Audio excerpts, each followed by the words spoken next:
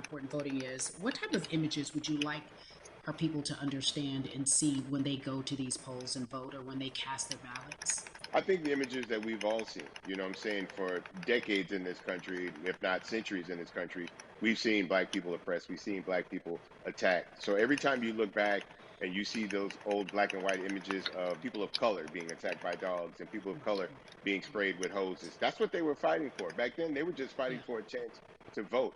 People like Martin Luther King Jr., people like Malcolm X, these people died to help us um, be in a position to have the power that we have now, which is to be able to cast a vote and make a decision about the people that have controls over our lives. So, I mean, if you in your own community need a reason to Hmm. vote, look at a person like George Floyd. If the people in your city are not open to police reform, are not open to having a conversation about defunding the police, are not open to issues concerning economic equality, judicial equality, and racial equality, right? If they're scared to say Black Lives Matter, you have the power to put people in those positions who do believe that Black Lives Matter, who do believe in racial equality, economic equality, judicial equality, That's right. right? That's Who right. see us as human beings. And if the people in your community don't feel that way, vote them out. It's that simple. It's just vote them out. We don't have enough time to sit around and hope that people change their minds. Yeah, Bumpy, you point out something so important. We have the power, and that is in our vote, and that is with our voice, and that's how we use our voice. I think of where we are right now. People say this is a particular moment, but it is a movement, not just a moment, it is a movement. Why, in your opinion, was it George Floyd's death? Why was that the chosen brutality for people to say, oh my God, black people are still oppressed in this country, and it is not fair? I think it's twofold, Carrie. In so many different encounters with between people of color and the police, there simply is no proof of what happened in the interaction. Mm, And so what happens is in a court of law, it tends to lean towards the policeman's point of view, right? In this case, we saw very clearly what happened.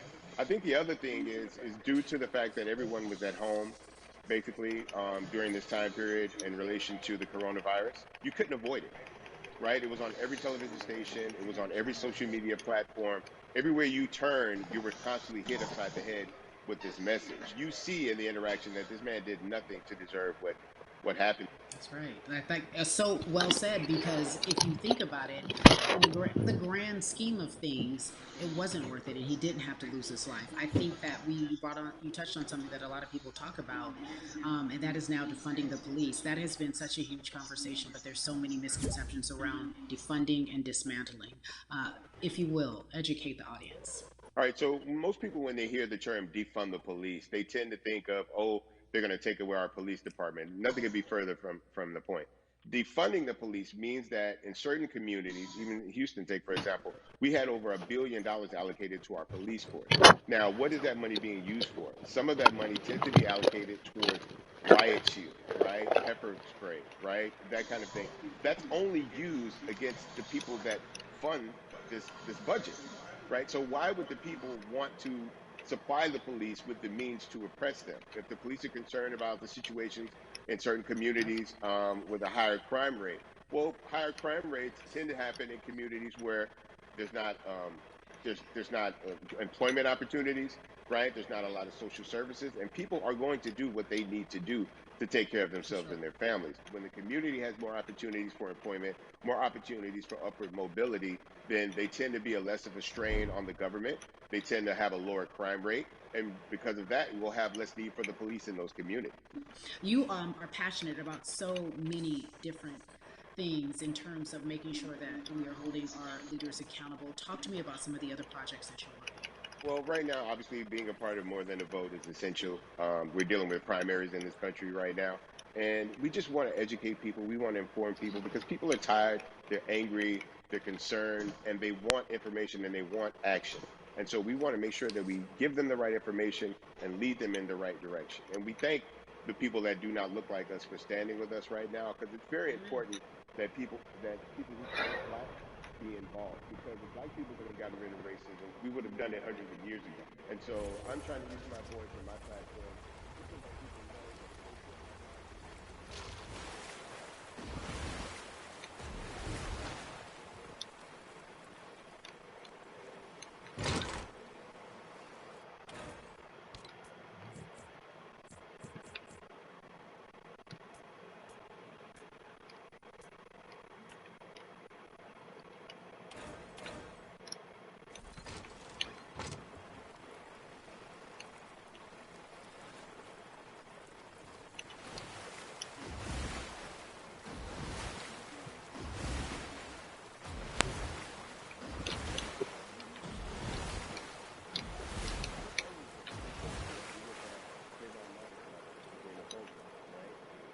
herself off. It was the system of racism and the system of oppression that led to her son's death. And so what did she do? She ran for city council and she was elected city council. Our own former president, 44, Barack Obama, right, started in the community as an activist, ran for an elected position, became senator, ran for another elected position, and became president of the United States. So don't think that Mm-hmm. you can't make a difference. You know what I'm saying? You don't need a lot of money. You don't need a lot of power. Your voice is enough to make a difference.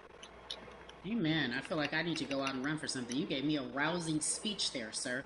I'd be remiss if I didn't ask you this. When I talk to my brothers, I have to ask you, as a black man, how are you doing? Are you okay? I'm good. I'm good. I have a very strong relationship with God, so prayer definitely works for me. I have children and grandchildren who are watching me, who are encouraged by what I do, and they're proud of me right now, and that's really what matters, The change starts at home, so as long as you have a support system that believes in what you're doing and supports you in what you're doing, you have everything you need to go out there and fight the good fight. And for those that don't, there's a community of people here to help you. So you can go to places like morethanavote.org. There are many different places that will encourage you, inform you, and they will put you with groups of people that feel like you, that are ready to take action. So no one has to go about this alone if they want to do it. Yeah, we're stronger together. People have been saying it, but that has much more meaning now that we are in our movement, not just this moment. Rumby, it has been an education, always a pleasure. Thank you so much. I appreciate you. Keep fighting the good fight. Keep up the good fight.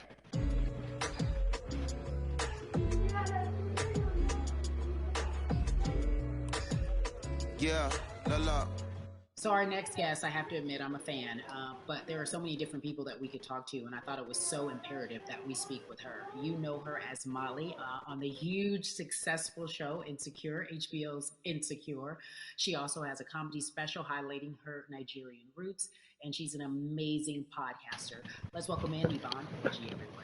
You have such a beautiful way of making things funny, giving us our medicine with some candy, right? The humor and Yeah. the healing. You bring all of that to your space. And right now, as you look across this country and how everyone is so broken and so upset, if it's not social injustice, it's the pandemic, it's depression, it's unemployment, the list goes on and on. How are you doing, quite frankly? I'm rediscovering self in a way that is hard but necessary, that will lead to ultimate joy. I know it sounds like a lot, but no, I think I personally think that God put all of us on a global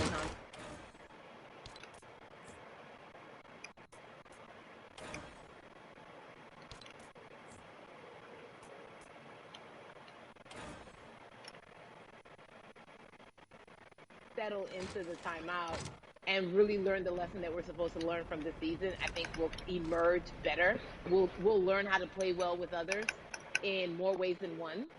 And so personally for me, I'm taking this time to learn me in a new way. I feel like I'm being ushered into a new season, and I'm getting still, because sometimes the busy confounds the work.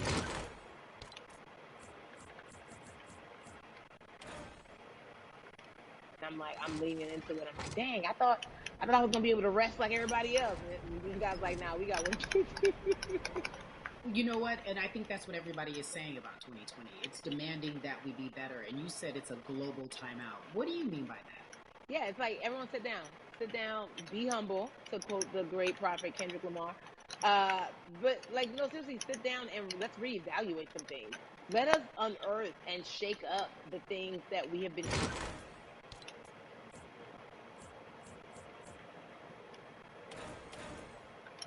needed, a much necessary one. And I think all eyes on us, right? There is no, oh, I was on the subway for an hour, so I didn't miss that thing that happened. No, everybody was home. Everybody, was watching when George.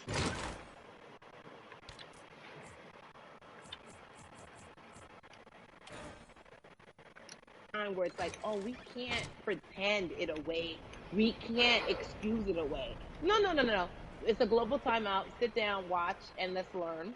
And globally, it's like, hey, we were going business as usual, but it ain't usual no more. Like that's old. anytime change occurs, it's very uncomfortable. And so right now we're sitting with we're getting we're getting comfortable with the uncomfortable. The minorities, we've been comfortable with being uncomfortable, because that to me explains just the existence for whatever we want to do, how we break into our careers, how we live our lives, how we find ourselves one of the few or one of the first. And that's a lonely road. When you look at, and when you talk about this global timeout, everybody had to pay attention to Amy Cooper, everyone had to pay attention to George Floyd. How is that helping us as a people, as a country, during our global timeout? I think, well, one, we're not minorities, Carrie. You already know it. It's like these labels that they put on us. It's like the same way of saying like black on black violence. Also, there's no white on white violence. It's branding, Yeah, right? It's all branding. Yeah, you're right. It's like white people kill white people every single day. So no, there is no black on black violence. And if you say black on black violence, well then let's brand white on white violence. Like I watched Investigation Discovery. Ain't too many of us been featured. So, I just even like, but to answer your question, what does that do? I think what everyone expected is what has happened in the past when the world was still open, right? In that, okay, you had everyone from Trayvon Martin to Castillo to Sandra Bland, you had all of these lives lost, and black people made some noise. We rioted, we got out in the streets, we started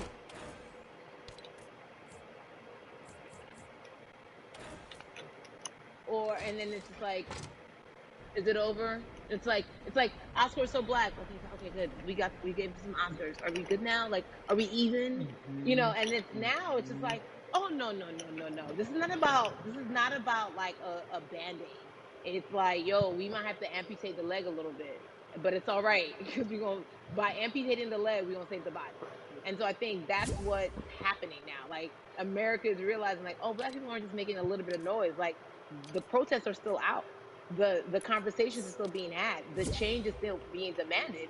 And I think they're seeing, oh, this is not going away. And no, it's not, because we need systematic change. What a beautiful way to explore what is happening and describe our country. We might have to amputate the leg, but that's to save the body. That's what's happening right now. That's beautiful, Yvonne. And to that end, I have to ask you this, because the way that we do that, we use our voice. And our voice right now in this world, in this country, is our vote. And everyone talks about voting and how important it is, but I feel like more than ever, we understand that it's not just about voting every 4 years. The district attorney, the people who have the power to bring charges against police if police brutality is an issue in your community. If you care about your school district, you can run for the school board. I ask this of you, right? Are Nigerian. You talk about that very lovingly. What does voting mean for you?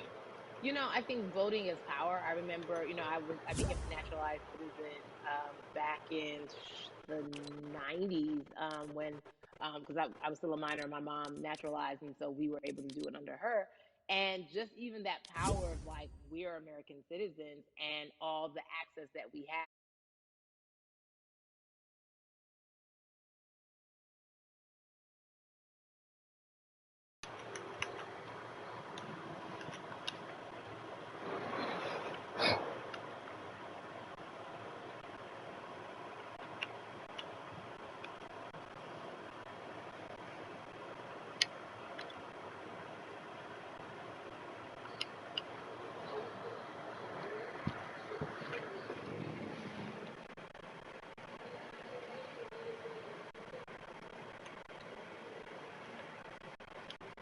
Give them all the raisins. I know too many parents who are like, this child of mine, I do love them, but hey, where can I drop them off? And I do think that there is a disservice done, because again, when we talk about voting, to your point, we talk about every 4 years. It's important to vote for the presidency. We don't realize, like, oh snap, we actually can vote about like how much our libraries get. It's like small things like that, but they make a big difference. When you think of voter suppression in this country, what does it look like for you? It's the system. When we talk about voter suppression, we also talk about systematic racism, right? It's all the systems that's set up. And we've normalized okay, maybe your job will give you a half day, or maybe, you'll be able to get this luxury. It shouldn't be a luxury. It should be built into the system. It should be built into the fabric of how we vote. But maybe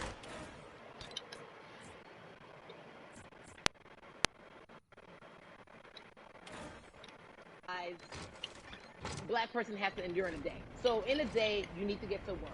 If something happens to your car, if something happens to your child care, if something happens to, there's so many factors along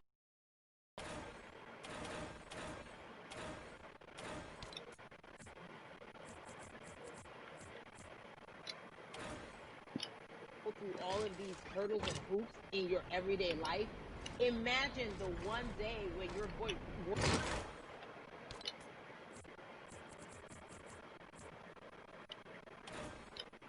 and then it's been shut down, repressed, told it doesn't matter, and then you're kind of like, what's the point? Watching this right now, how do we as a people stay hopeful? How do we believe in the promise that these quote unquote forefathers have given us? Because have you met Black people? By default.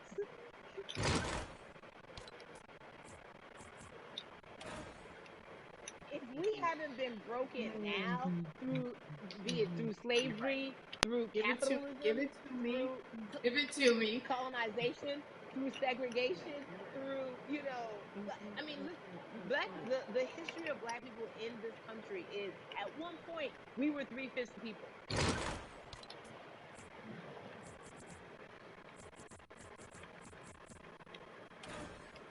Magic, we are Black boy joy.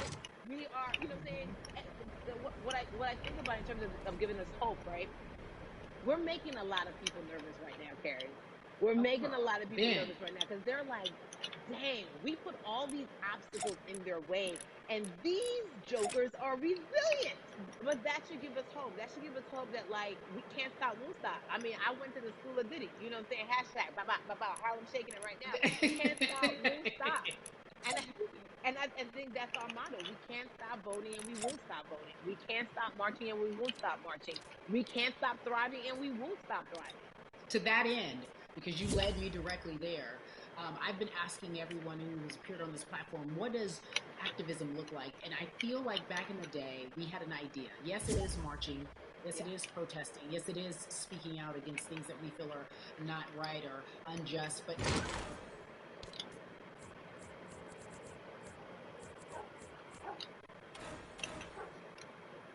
right? You're going to have the people on the front lines. Like, you know what? Martin Luther King marched, but there were a lot of women who were in the homes like, hey, BT Dubs, when they come back, this is how we support all the people who are marching on the front lines. And we're going to be here doing what we know to do best here. And you know what? Somebody needs to bail them out of jail so now we need to be in the community, getting money or whatever it is. So it's like everybody has a position to play. And so play your position like a shortstop, bro. So whoever you are and whatever.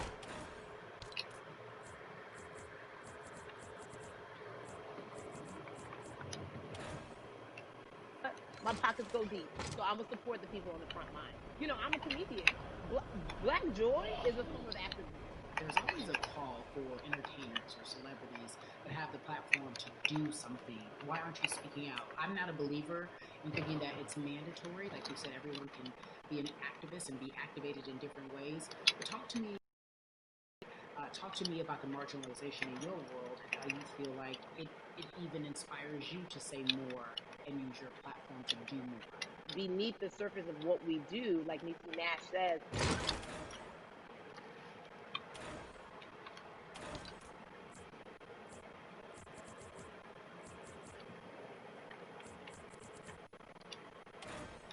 ways that we can be better, in terms of ways that we can actually be more uplifting to the community that you may not even realize that you're serving. Before I let you go, talk to me about the urgency, in your opinion, for people to vote, our people to get out and vote this coming election. Yeah, I mean, guys, nine. If you think you're tired now,